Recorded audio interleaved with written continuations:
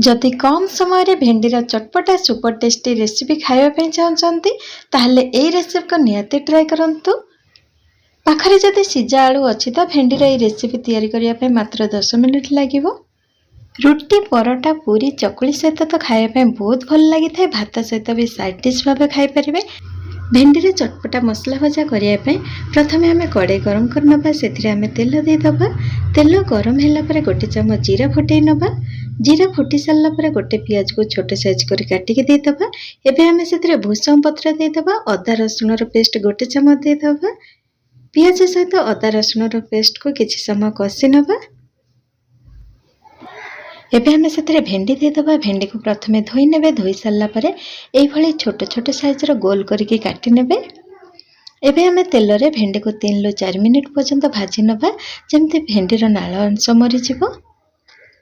3-4 minute एमती high flame रे भाजिला पर देखंतु एटी भेंडी भाजी के भेंडीर कलर चेंज हो आसलेनी। एई टाइम रे आम सिझा आलू देदबा। कटा टमाटर देदबा। स्वाद अनुसार लूण देदबा। हल्दी गुंड देदबा। करी पाउडर गोटे चामच देदबा और लंका गुंड देदबा। एबे आम से गरम मसला हाफ चामच देदबा। ए सब मसला पाउडर दे सारा पर एबे आम किछि समय पय भाजी नबा जेमती मसला भेंडी सहित भलसे मिसी जाए। तापर आम 5 मिनिट पर्यंत घोड़नी देदबा। देखो एबे तो 5 मिनिट हो जाइए। एबे आम घोड़नी खोली देखा। देखो ये आमर भेंडी सीझी गलानी। एबे आम आउ किछि समय एमती भाजी नबा।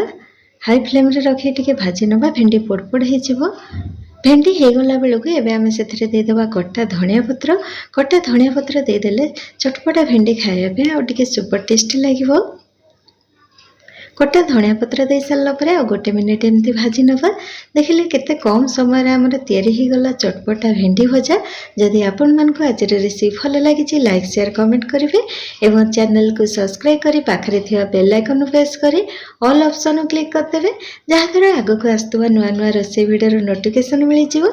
आपण माने वीडियो को देखि परिबे। पुणी आसीबा एक नुआ रोषेई सहित। धन्यवाद।